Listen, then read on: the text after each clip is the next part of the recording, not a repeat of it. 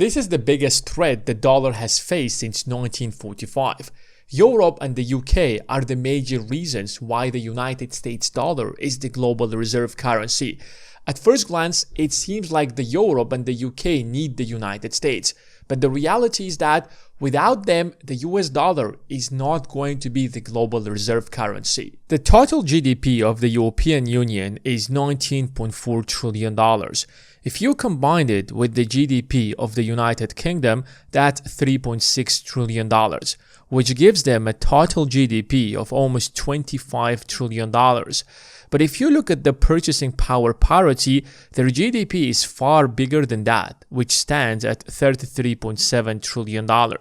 While the total GDP of the United States as of 2026 is $31 trillion. So if we combine the GDP of the European Union and the UK in US dollars alongside the US economy, that's about $56 trillion. Now the real question is, what is the total GDP of the world? Today, it's $123 trillion. So if you combine the US economy with the European Union and the UK, that's almost 50% of the global economy.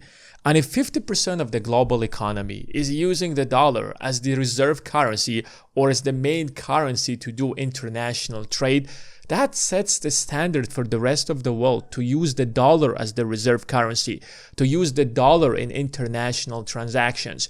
If you suddenly remove the United Kingdom and the European Union and they're not allies of the United States, the real question is, what percentage of the global economy is going to use the dollar as the global reserve currency? Only the United States, and that's literally 25% of the global GDP. In fact, if you pay a very close attention of how the EU and the UK do trade internationally, you will see that they're primarily using the dollar.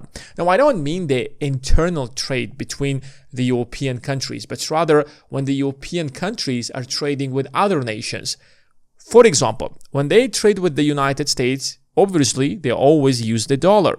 But when they also trade with countries such as China, they use the dollar. And China does not mind that, because when China sees that 50% of the global economy is using the dollar, China would adjust and China would simply accept the dollar. The European Union are also using the United States dollar as the currency to trade with Asian countries, with Middle Eastern countries every time they're buying oil and gas. And now you can see that even though that the United States economy is the world's largest economy, but European economies reinforce the dollar to be the global reserve currency. If tomorrow European countries will start using their own currency as the global reserve currency, or they will be using the Chinese yuan, suddenly the dynamic is going to change and the dollar is no longer going to be as powerful as it has been since 1945. And this is another major reason that keeps the dollar to be the global reserve currency, is that every major commodity is denominated in US dollars. When you look at the price of oil or the price of silver or the price of gold, they're always priced or denominated in the US dollar. So if we are denominating oil in the US dollar, guess which currency is more convenient to do trade with?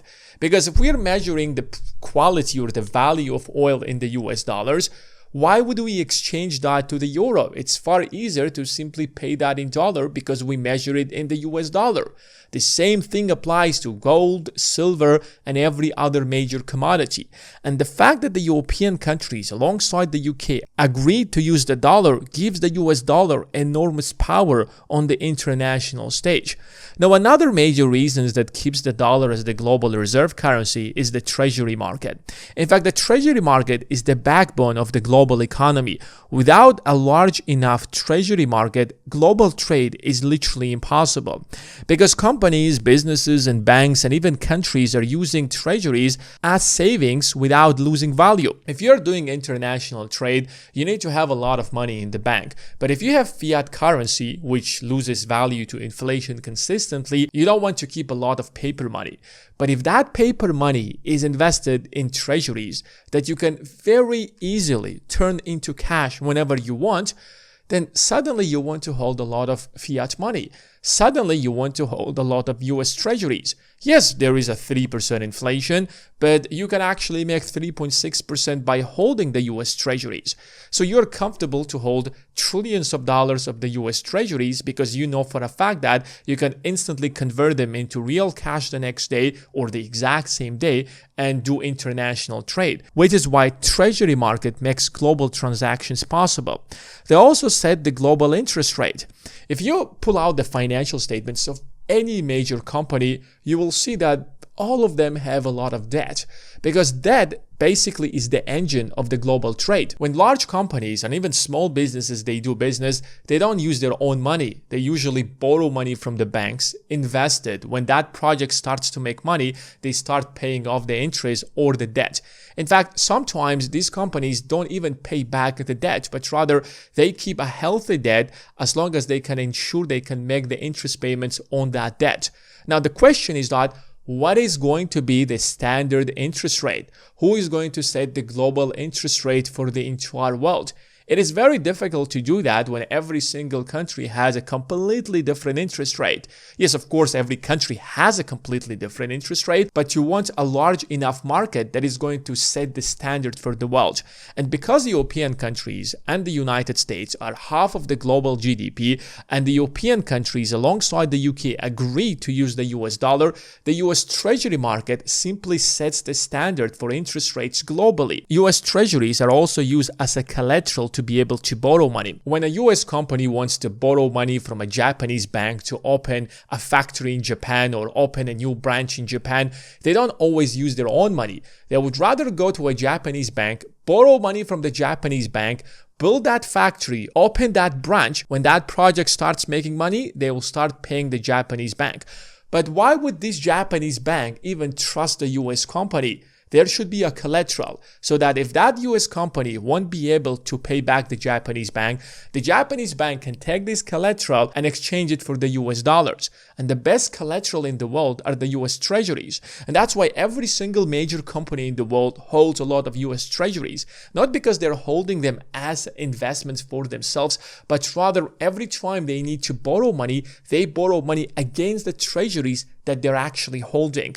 And at the same time, they're not worried of inflation because they know that these treasuries are earning enough interest rate, an interest rate that is higher than the inflation rate. The European Union has the option to build their own unified debt market. If you look at the treasury market of the European Union, you will see that every single country within the Union has its own debt market. So you have German treasuries or the German bonds, you have the Italian bonds, you have the Spanish bonds.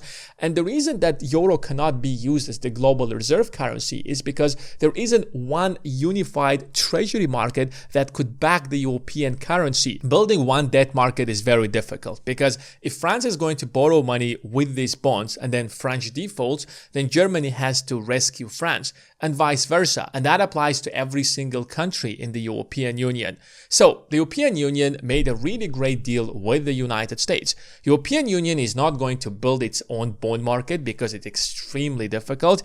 At the same time, it is going to rely on the US Treasury market. And because half of the global GDP now uses the US Treasury market, that sets the standard for the rest of the world and reinforces the dollar as the global reserve currency. Now, hypothetically, European countries can actually build their own bond market, and that would compete with the US market. Now, suddenly, countries have options. They won't directly go into the United States, but rather they will start using the euro much more often as the reserve currency because now there is a bond market that is going to back euro. And that's why the European Union, alongside the EU, are holding $2.3 trillion in the US Treasuries.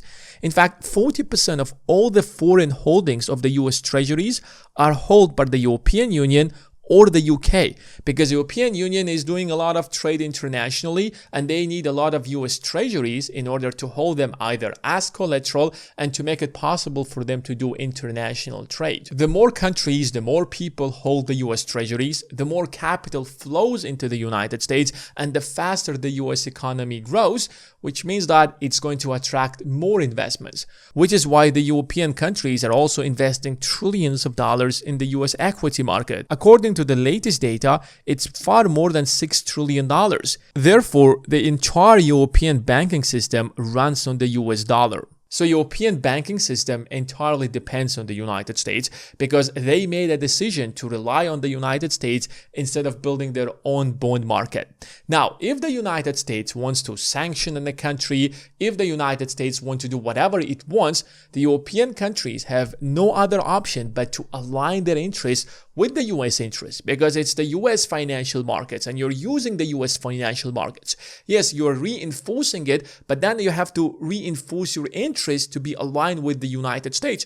You cannot possibly be dependent entirely on the US financial system while you have different interests from the United States.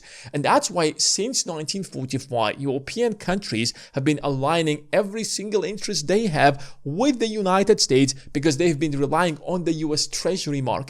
But now all of that is suddenly shifting if you've been paying attention to what the leaders have been saying at Davos. What exactly is happening right now? Europe just said that they no longer can trust the United States, which is why they should no longer rely on the United States. First of all, because the United States is threatening to take Greenland with force. And Greenland, it is part of the European Union because it's part of the Kingdom of Denmark, and Denmark is part of the European Union. Part of the reason why European Union relies on the United States is because the United States has always provided stability. But it doesn't seem like stability when your big brother is suddenly want to take a big chunk of your territory. Secondly, last year the United States and the EU signed a trade deal which was really bad for the European Union because the European Union would drop the tariff rate on the US goods to 0% while the United States will be able to charge European goods a 10% tariff. Besides that, Trump forced them to invest in the United States $600 or $700 billion. This deal was a humiliation for the European Union, and a very similar deal was signed with the United Kingdom. But now Trump comes out and says that if you are going to stand on our way to take Greenland, we're going to impose tariffs up to 25%. Now, European Union looks at all of this and they're like, how can we possibly trade with the United States? How can we possibly trust the United States to honor its agreements? Yes, it is going to be very difficult to build our own bond market. Yes, it is going to be a lot difficult to move away from the US system. But based on this, the US system is no longer in the interest of the European Union, but rather it is actively destroying the European Union. So here's what they're trying to do. First of all, they want to trade more in euro and the yuan. The president of France told China at Davos, China, welcome. So from now onwards, the euro will simply start moving away from the dollar and will start using either its own currency or the yuan in international trade. Secondly, that the European unions can do instantly to change the dynamic is to dominate major commodities either in euro or yuan. The easiest thing they can do is that to sign a deal with China that we're no longer going to de-dominate oil in US dollars. Let's do it in euro. Let's do it in the Chinese yuan. Let's do the same thing with gold, silver, and other major commodities. Suddenly, when you do that, it will be much more easier to trade those commodities in other currencies just as much as it's easy with the US dollar. And finally, they can simply reduce reliance on the US treasuries. Now, building a unified bond market for the European countries is not going to happen overnight, even if they want to do so. It is extremely difficult, and most likely it's going to take years to do that, at least 3 years, maybe even 5 years, maybe even longer than that. But they can slowly build that market. But if they do that, that is literally going to be the end of the dollar as the global reserve currency. Now, it's not going to destroy the dollar overnight. That's simply not going to happen.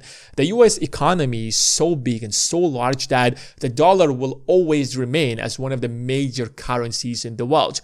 But by doing something like that, they will create a real competition for the United States. So instead of the rest of the world using the dollar as the global reserve currency, it could be 30% of the world or 40% of the world. Instead of 70 to 80% of global transactions to be in the US dollar, it will be less than half of that. And since dollar is no longer going to be the only currency for international trade and the only reserve currency, it is going to take power out of the United States. So just like it was since 1945 that the United States could sanction countries, kick countries out of the global financial system, it no longer can do that because it is not going to be the only reserve currency. Now, the real question is that what does that mean for you? The global economy is changing. There are going to be winners and losers. The world is no longer going to work based on the rules that they have been around since 1945. It has never been as important to understand the global financial markets like it's right now. You have to understand how the markets works. You have to start investing. You have to educate yourself financially. And that's why I put together a free investing course that will teach you step by step on how to start investing. The course is literally for free. It's just to help you get started and understand the financial markets. The link is in the description of this video.